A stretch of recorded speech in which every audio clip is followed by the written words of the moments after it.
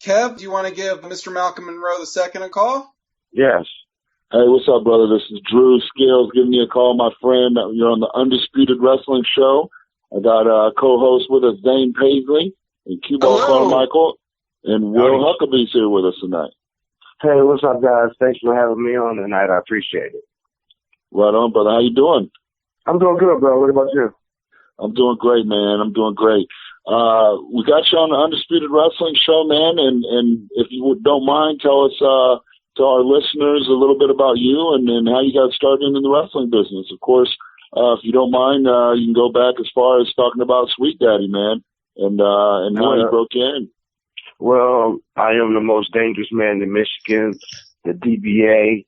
I'm a second-generation wrestler. My father was Sweet Daddy Malcolm Monroe. He was known in Michigan. You know, he wrestled with the Sheik, Bobo Brazil. He ran Midwest Championship Wrestling. He ran that for a while, like 20-something years. He ran that. In my promotion, I still use the title, the Midwest title, to this day. So it's the most historic title in Michigan, basically. You know, let's see what else. Yeah, my dad, he ran Insane Championship Wrestling up here, the first promotion to bring hardcore to Detroit. This was way before XICW started doing it. And I just started running and following in my dad's footsteps, man, to do the same thing. But how long has XICW been running now? XICW's been around going on 16 years now. This is our 16th year.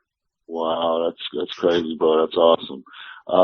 You know, I was lucky enough, yourself and A.T. Huck were some of the first guys to bring me into the Detroit area and use me up there, man. So I greatly appreciate that. When you started wrestling, how long have you been working yourself when you got started in the ring? How long I've been working? Say that again. I'm sorry. As far as actually working in the ring, how long? I know you've been running the company now for 16 years. But as far as your work, how long I've been working? Okay, man. I see you bringing back too many memories, man. In June it'll be 20 years. 20 years in June. That's awesome, man. And who trained you? My dad, Sweet Daddy Malcolm Monroe, and one of the fabulous kangaroos, Denny Cass. He also trained me. Wow. And I learned a little bit from the Sheik because my dad. See, I started training when I was 16, actually, about between 14 and 16. Me and my dad used to go up to the Sheik's house all the time, and I used to get in his ring in the backyard and just flip around and do some more crazy stuff back then. And then I left and went into the Air Force and came back, and then I got fully trained then. Right on. Well, of course, we got the lineage there is Sweet Daddy, No Money, Malcolm Monroe. You got the DBA, Malcolm Monroe II, and then now there's your son, who I met when he was, you know, barely started walking. He's doing all kinds of great things and flipping and doing all kinds of nut stuff. How about your son in the ring now?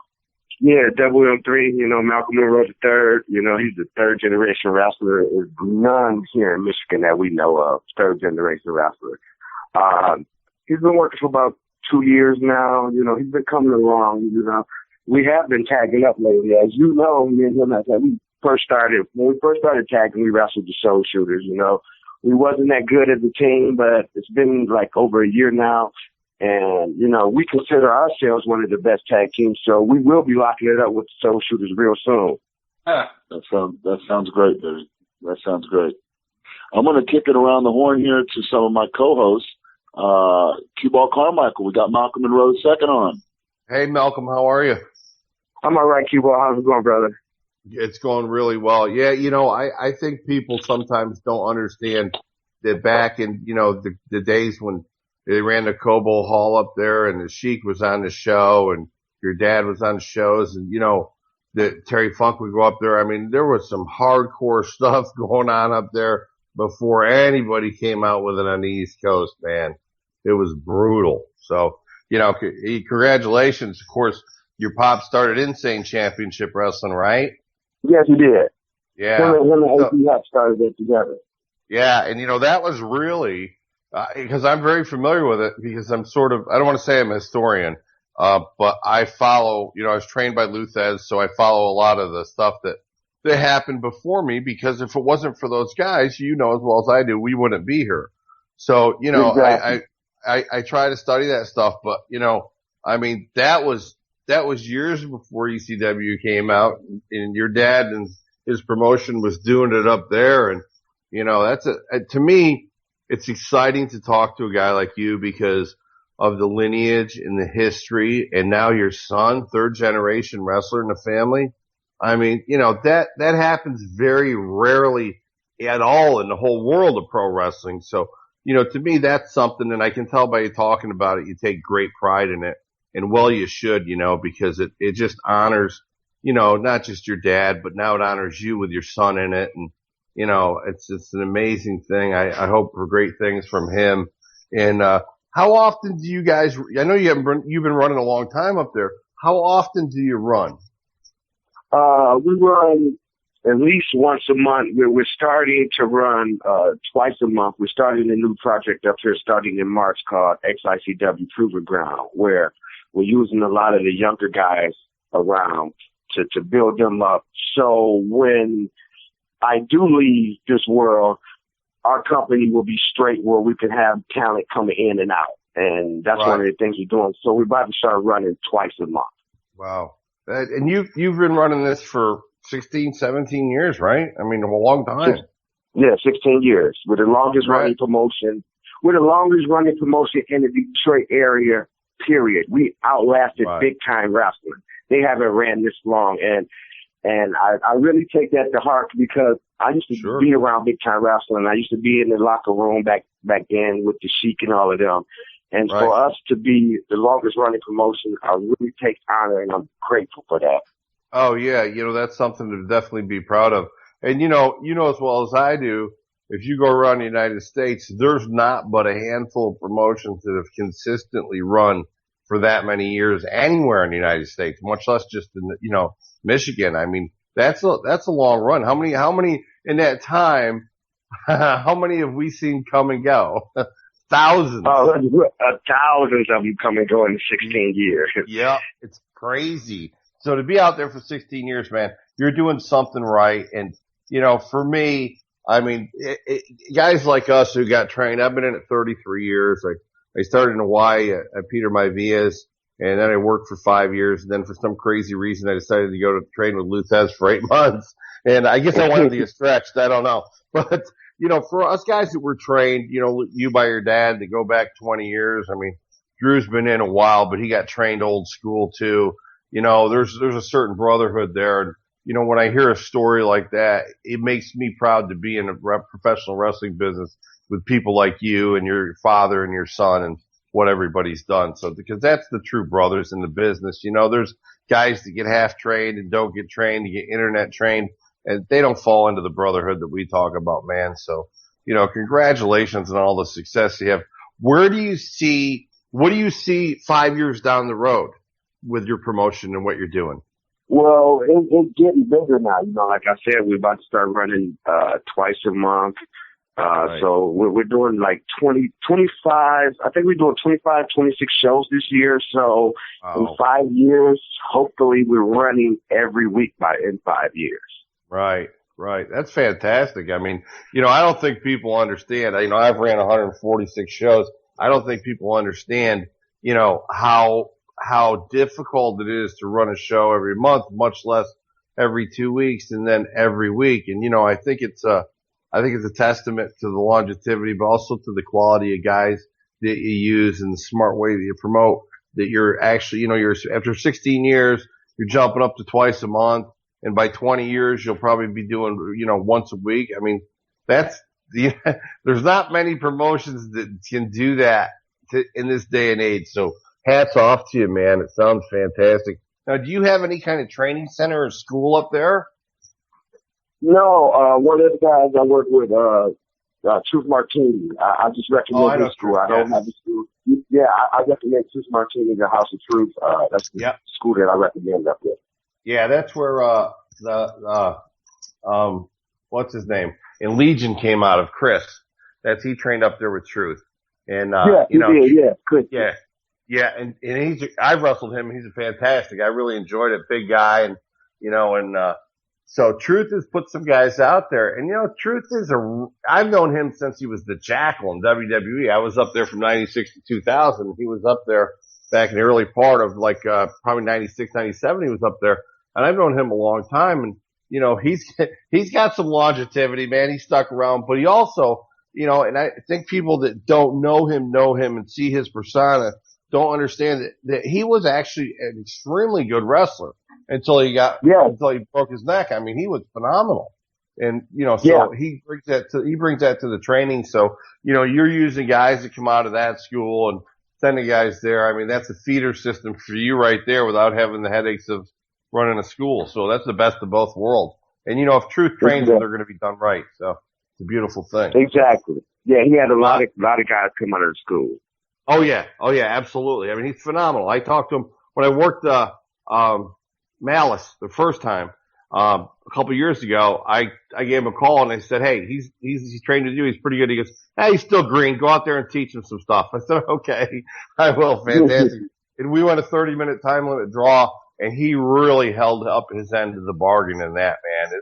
Because I'm a big guy too, 6'2", 260, and he's a big dude. And 30 minutes for guys to go 190 pounds is not too bad. When you get two big guys in there and you got to tell a story, make it make sense, to go 30 minutes in a hot armory in North Carolina, you feel pretty good when you're done and you get a standing ovation. So, he's a good dude. And, it sounds like you got something great going on up there. I don't want to ball hog it because I can talk to you all night. Let me do this. We're on the Angry Marks Network. We're talking on the Undisputed Wrestling Show. And I'm going to pass it over to one of my partners, Zane Paisley, and give him a chance to talk to you a little bit because you and I'll talk till midnight, and that won't be fair to him. All right, thank you, Bob. Yes, sir, brother. Actually, I do want to ask you a few questions, but I'm going to save me for last. I'm going to kick it over to the Morningstar Will Huckabee for the next questions. Okay. Will, are you there? Yeah, I'm here. I was going to say, first of all, Mr. Monroe, thank you very much for being a guest on the show, man. We really do appreciate it. Thanks for having me. I appreciate it. Now, I want to talk about XICW because, you were talking earlier and stuff that you guys are one of the longest running companies in Michigan and stuff. And a really good friend of mine, Nick Hoban, who lives down in Texas now, is from the Detroit area, and he was talking about, XICW is one of, if not the company to work for in the entire state of Michigan. So even though I'm all the way down here in North Carolina, I've definitely heard of your company. I've definitely heard about how great it is to work for you and to work in that locker room and stuff. Thank you, brother. I really appreciate it. It's just the way that I was brought up. I treat everybody fair, and you're right. And I hate to toot my own horn, but we are the company that everybody works for. Oh yeah, definitely. Now I want to talk about the roster and stuff because not only have you brought in amazing guys and stuff, and guys who are known for being very rough and physical in the ring, such as New Jack and Sabu and stuff. But right now, you got Rhino on the card, a former guest of the Undisputed Wrestling Show, and also another former guest, Zack. How is it to have, especially a guy like Rhino who has so much experience? He's been all over the world and stuff in your locker room. I'm going to go ahead and assume that he's one of, if not your locker room leader. How is that? Yeah, Rhino is the leader. When I first started training, Rhino and I had the same trainer, Denny Cav. So Rhino used to come up to the school and work out and beat me up all the time, so that's how me and him became close. So me and Rhino go back 20 years. And, once he got released from WWE the first time, I gave him a call and say, hey, brother, I want you to come work with me every month and build this company up. And he's been there, and he's the Midwest Heavyweight Champion right now. Oh, yeah, definitely. And then, like I said, you also have Zack, who I believe is your light heavyweight champion. Of course, his story doesn't need to be retold or whatever. Working with him and stuff, and of course, he's in a tag team with Gregory Iron and stuff, and several different other companies and stuff. What does he bring to your company that you feel just couldn't be replaced? Why bring him into your company? Zack has been with us, prior to being in WWE. I have known Zack since he started. Tooth Martini trained him, and I was sitting at home one day and I got a phone call. It was like, Malcolm, you need to get down here. It's this one-legged kid doing moonsaults. And I said, no, give me a break. You're lying. So I get down there and I see him, you know, and I was like, they're right, you know. So I talked the truth and everything. So Zack has been a part of the family since before then, but Zack is an inspiration, you know. Like you said, everybody knows his story. And, you know, that's one of the reasons why I have Zack around, because he inspires the locker room. You know, he's a leader also, not just Rhino. Zack is a leader also. That's cool. I'm so glad that maybe, you know, that you said you were starting what you would like to call XRCW Proving Grounds and stuff to help out a lot of the guys who are green and can't really get booked in a lot of places and stuff to help them get noticed before they come. What's some of the requirements, some of the prerequisites for somebody to join or to, I guess I don't want to say have an audition, but to be a part of the Proving Grounds movement that you're starting up there in Michigan? The Proving Ground, what they have to do is like send us resumes and send us videos and everything. The list is already long now. We never thought it was going to get this big. And, you know, hopefully we entertain everybody when we start it up. But, yeah, they just send a resume and some footage to us, to XICWProvingGround.com. It's not up yet. It'll be up in a couple of weeks, but it's not up yet. So, yeah, they can just send all the stuff to that. Yeah, okay, now get me to that. What makes an XICW wrestler an XICW wrestler? What do you look for when you decide on bringing somebody in? When somebody wants to become a part of the roster, somebody wants to come in and work for you. What are you looking for? Are you looking for somebody who is technical, somebody who can do, you know, the hardcore stuff? Is it all about looks, great attitude? What is it that you are looking for personally before you actually decide to bring somebody in? First, you know, word of mouth. You know, a lot of the guys I use, number one, comes out of the House of Truth. That's number one. I use those guys, number one. Number two, like I said, it's like word of mouth. Like if somebody says, hey, I want you to look at this guy, you know, I'll take a look at him. And if I see something I like, then I'll book him. You know, but the guy, he has to fit into our locker room because our locker room is a family. A lot of people say we've never seen a locker room like this. You know, all the stars I bring in from Bob Holly, Little Guido, Tommy Dreamer, all of them, they always say they've never seen a locker room like this because we are a brotherhood and I treat a lot of the guys like my kids, you know, so we are family. So it's kind of hard to get into this family. So yeah, it's basically pretty much word of mouth. One of the guys had to basically tell me that, hey, Malcolm, I need you to look at this guy for me. All right, last question before I pass it on to Zane. You know, your father was a promoter and a wrestler, and now you are a promoter and a wrestler, and now your son has gotten into the business and stuff. That's almost, in wrestling terms, you know, that's a dynasty, for lack of a better word and stuff. Are you going to start teaching your son the business of promoting and stuff and what to look for as far as booking and everything, or would you rather him stay out of the promotion business? Well, he's not going to stay out of it because I have to turn my company over to someone. You know, I'm not just going to leave it out there in limbo. So I have been teaching Lil Malcolm some of the stuff. He has been around when I do some of the negotiating and some of the booking. And, you know, he's learning a lot of the stuff.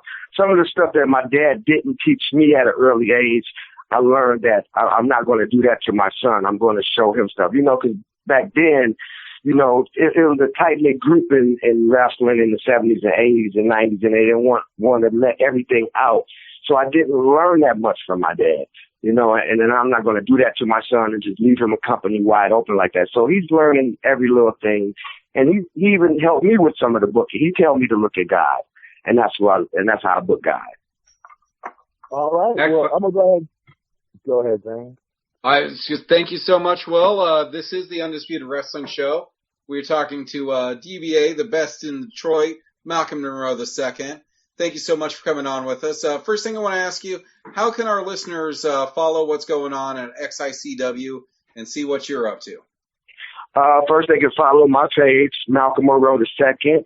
My website is XICWDetroit.com.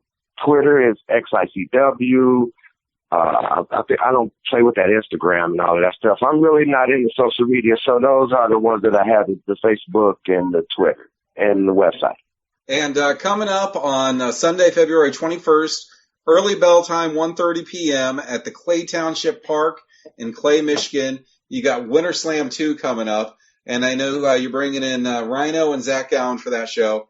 But big match, you and your son, the tag team champions, the Monroes, are taking on the Scarbonis. What should our listeners look forward to in that match?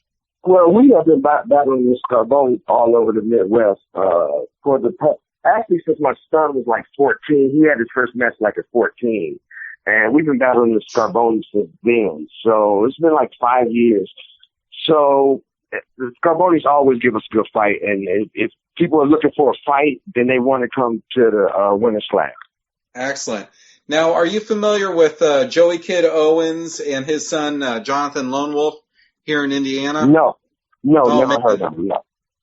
Joey is a second generation wrestler, been in the business, 20, 25 years, and his son is, 17 or 18, and he's an incredible high flyer. My dream match, you guys have one match up in Detroit and one match down here in Indy. So I need to see how I can get that booked for you.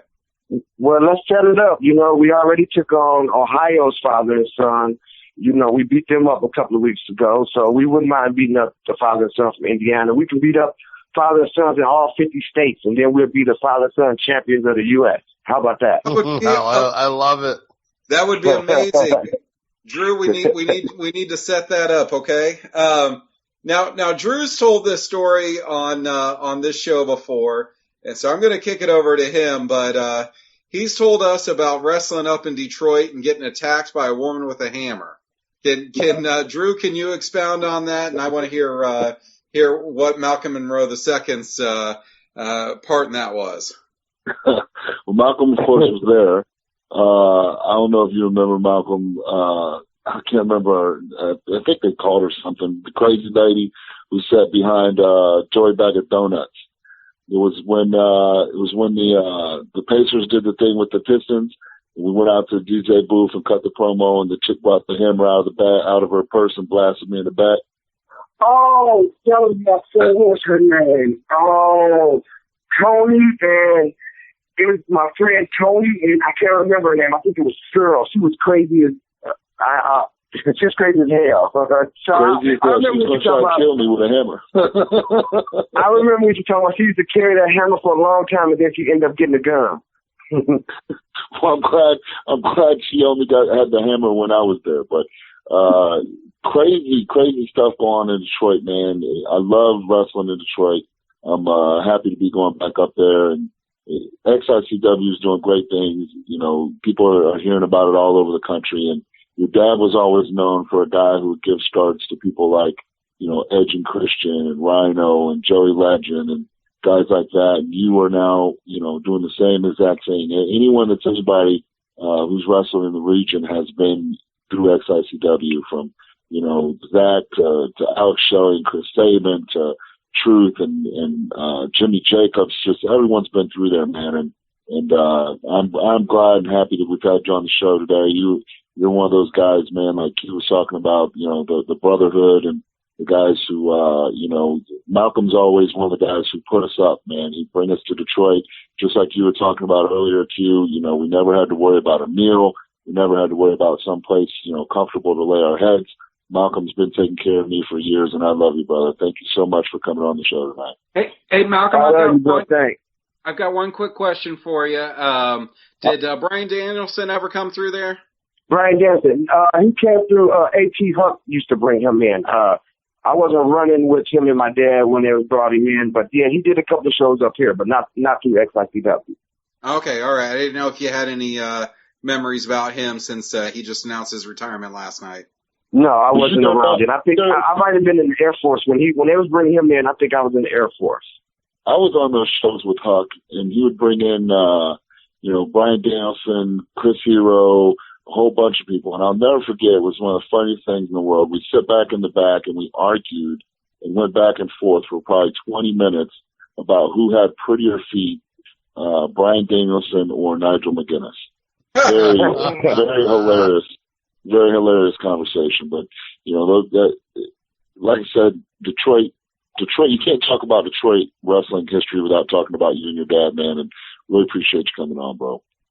Thank you, bro. I really appreciate that. Appreciate that from the bottom of my heart. Malcolm, you still with us? Yeah, I'm here. I'm still here. I know we need to wrap up with you shortly, but what do you have to say to our listeners here, that especially that are up in the greater Detroit area?